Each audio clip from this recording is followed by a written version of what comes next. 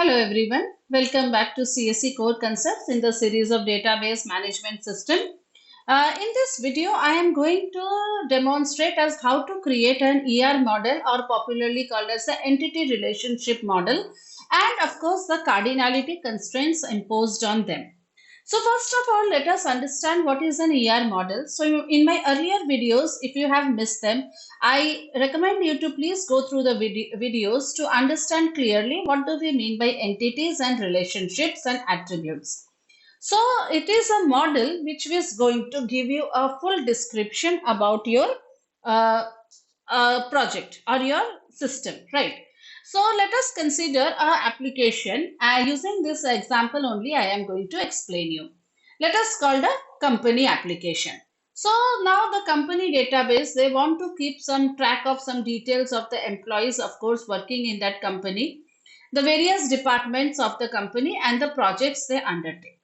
The company is organized into departments. Okay, then each department has obviously a name of the department, a number of the department, and obviously one employee will be there who is managing the department, right? Who is the manager of that department.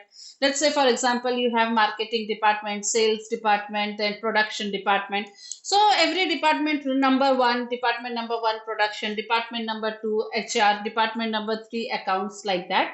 And each department has a manager. Now that manager is also an employee of the company only. Okay. So they keep track of the start date when the employee became the manager of the department. Okay. Every department has several locations. Now each project has a unique name. Okay, that companies are doing some projects. So obviously every project is given a unique ID, unique name, and a location where the project is being done.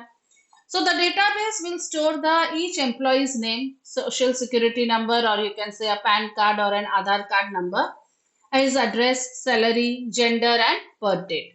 An employee is assigned to one department. Employee belongs to only one department, but yes, he may work on multiple projects also. Understood? Which is not necessarily controlled by the same department. So the number of hours per week that an employee works, that is to be kept as a record. Okay. And who is the supervisor of that project, that is to be kept as a record.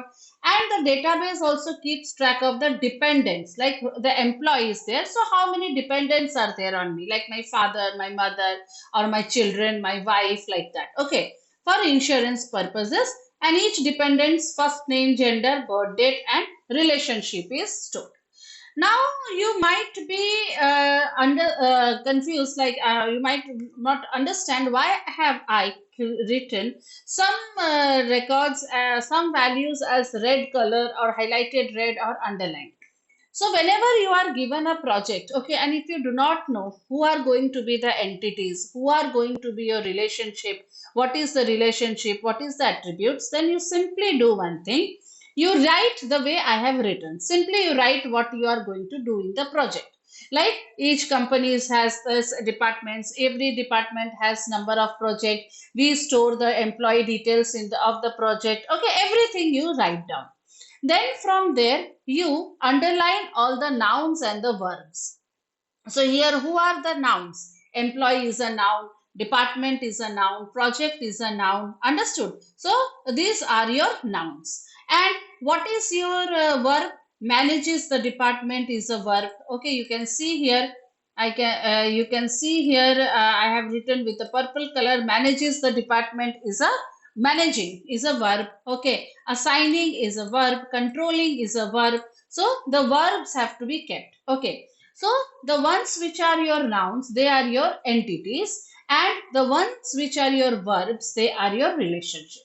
So this way it is very, very clear to you which are the relationships and which are the entities. And of course, the details which you want to store for each of the entities, they are your attributes. Okay.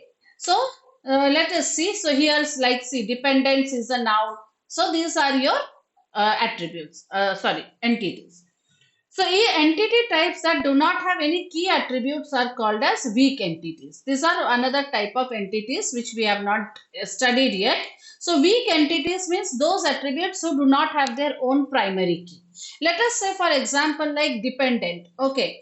So the dependence cannot occur without the employee. If somebody is not an employee in the department, then obviously his dependence data will not be stored, right? So dependence requires the employee table. So dependent and employee is a weak relationship. If the employee leaves that job, the dependence will also be removed. Okay, but if the employee leaves the job, will the projects be removed? Not at all. Will the department be removed? No. So they are strong relationship, but dependence and employee is a weak relationship. So two dependents can have the same name, right? So my mother and your mother can share the same name. Now you cannot keep the dependent name here as the primary key. So you have to associate that my name with my mother name, that is a unique column. Your name with your mother name is the unique column. Okay, so the dependent is the partial key. So now there are four entities we realized here. One is the department, one is the employee, one is the project, and one is the dependent. So let us establish the relationship. Let us first say department. Okay.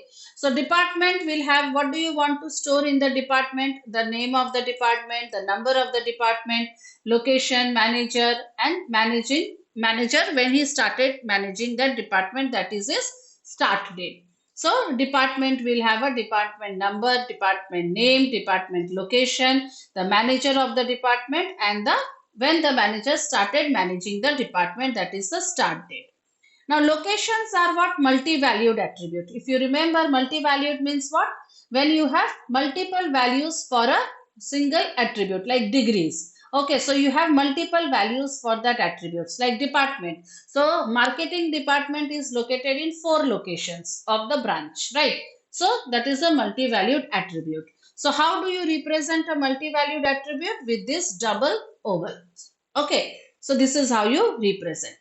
Second entity is your project. Okay, so for project, it is an entity, so you are going to put it in this rectangular box, and the attributes are the name of the project, the number of the project, the location where it is, and controlling department, which department is having you in this department, right?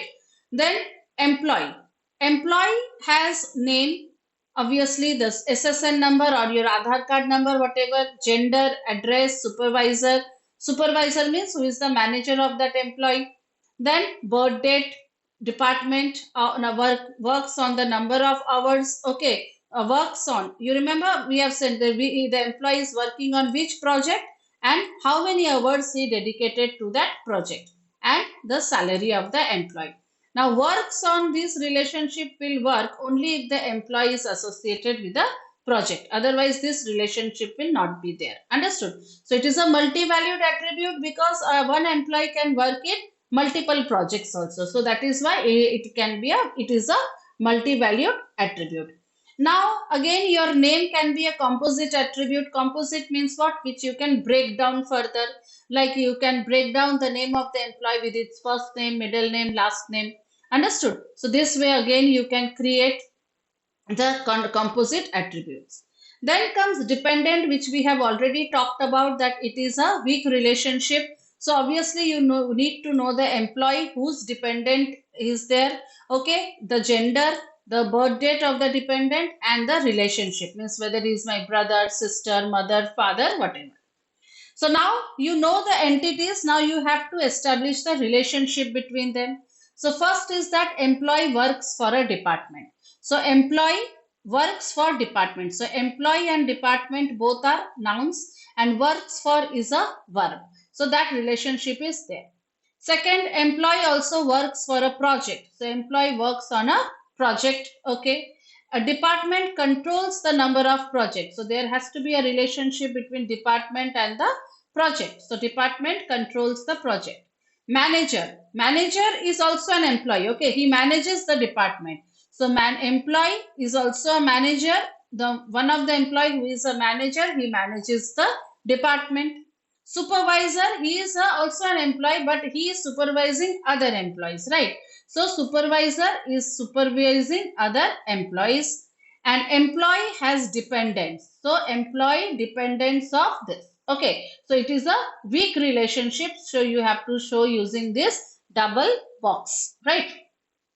Now, cardinality ratio is second thing which you have to do after creating this ER diagram. This diagram is called as an entity relationship diagram. Now, cardinality ratio for a binary relationship, it represents, binary means one relation to another. Okay, like what is the maximum number of instances that can happen? Like that, one employee can work in multiple departments? No. One department can have multiple employees. Okay, and multiple employees can work in one department, right? So it is a many to one relationship. N means many. So one department can have multiple employees, right?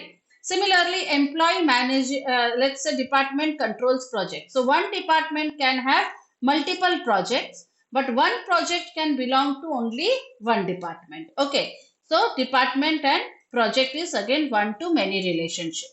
Then employee, one department can have only one manager and one manager belongs to only one department. So it is a one to one relationship. Okay. So an employee works on projects. So one employee can work on multiple projects and one project will have multiple employees. So it is a many to many relationship. Understood? So one employee can work in more than one project, right? And one project will have obviously many employees. So it is a many to many relationship. Then comes your employee and dependents. So one employee will have multiple dependents. Understood? Mother, father, sister, brother, then your wife, children, like that. But one dependent we can belong to only one employee only. Okay, one father cannot belong to multiple employees. Okay, only one of them can register, right? Even if both the brothers are working in the same department, both cannot claim.